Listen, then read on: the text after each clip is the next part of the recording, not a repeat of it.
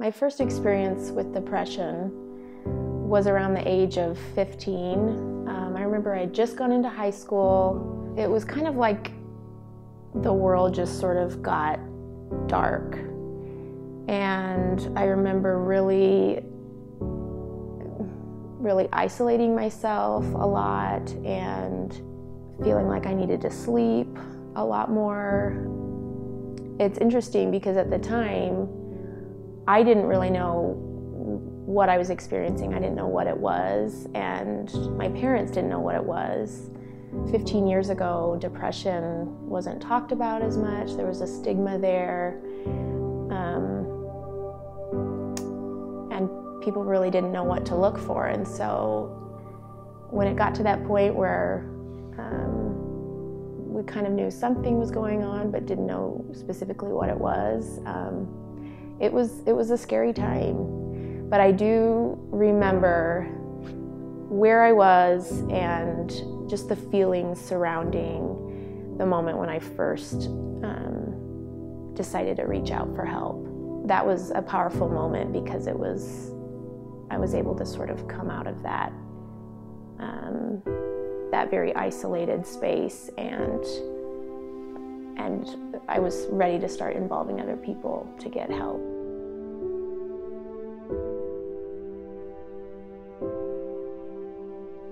I think because I was so young and didn't really necessarily know the resources that were out there, it was mainly on my parents' shoulders, specifically my mom. I know she probably asked around, talked to people within our church community to try and get ideas for how to start working through this.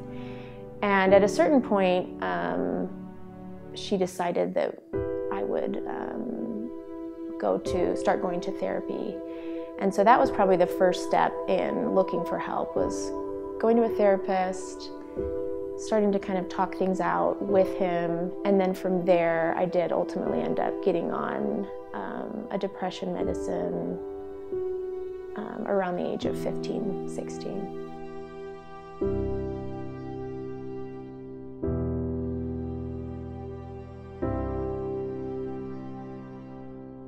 My experience has been about 15 plus years, and it's been full of a lot of questions, some answers, but mostly questions, lots of doctor's appointments, various medications, supplements, a few breaking points. But really just this process over time of trial and error and searching for different things that could ease some of the pain and suffering that I was experiencing.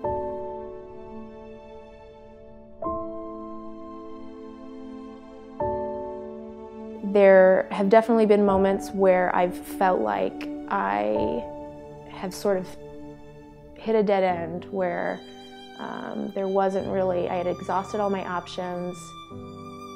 I didn't really kind of know where to go from there.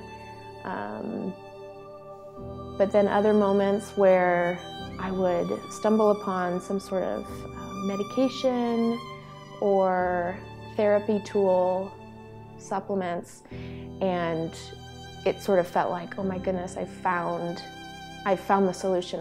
I've finally figured out what I need to do to fix this problem. So lots of ups and downs along the way, but just a long road.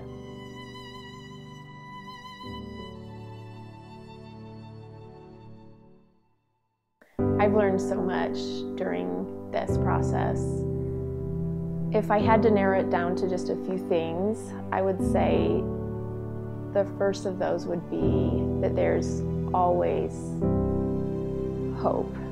Even in some of those really dark, harder moments where I felt like I had sort of exhausted all my options, hit a dead end, even then I feel like I could still see sort of like a tiny glimmer of hope. And it was that hope that really just propelled me forward.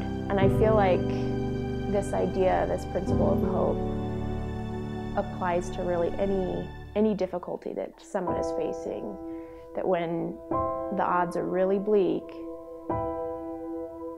there's always hope.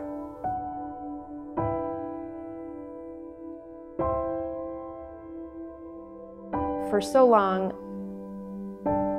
I felt like my struggle with mental illness got in the way, that it set me back, that it put me behind others. But what I've actually come to find is that it's really given me a leg up in so many areas. A leg up in compassion, in empathy, patience, and understanding.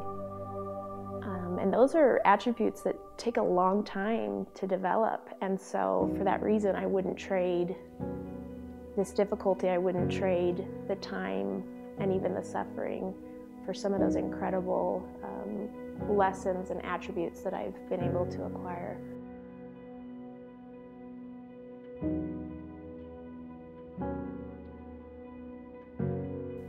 I think depression is interesting because it's all happening internally. So in moments of difficulty or struggle, I feel like a lot of us as human beings sort of want to find someone or something to blame. And when you're dealing with a mental illness and it's all happening on the inside, it sort of ends up being yourself that you end up blaming. And I think when I could finally get away from that place, I realized that really blaming myself for so many years was just adding insult to injury and making it worse. Another thing that has not helped is acting like a victim or really indulging in self-pity. I think at various times sort of living in that space where I was constantly whining and moping for the things that I was experiencing, it never got me anywhere. It always made things worse. And I think a turning point for me was learning the difference between self-pity and self-compassion.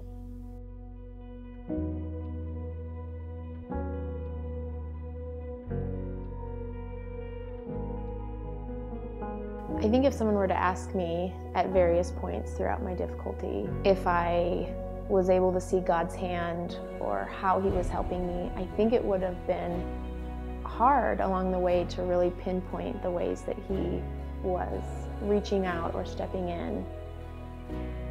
Because in those difficult moments, everything's dark and you kind of feel just alone. Now, looking back and being on the other end of a lot of that suffering, there's just no way that I could say that He wasn't there. There have been times where I've felt like I was completely alone, that I had been completely abandoned. But then the Lord stepped in, He lent me His strength, and miraculously I was able to keep moving forward.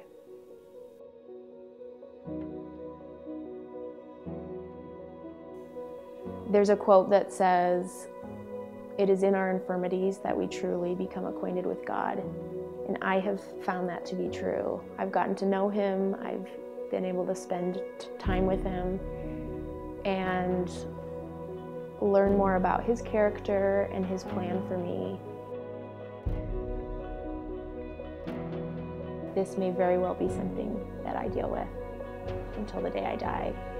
And there will be probably a lot of ups and downs along the way, but that if this is something that I'm kind of asked to carry, that I'm gonna just do my best to carry the load that has been given to me. And knowing that there are people all around us that are carrying their own load and fighting their own battle every single day, it's encouraging to know that you're not alone, that you've got people on either side of you fighting their own battles, and that we can all work together and help each other out.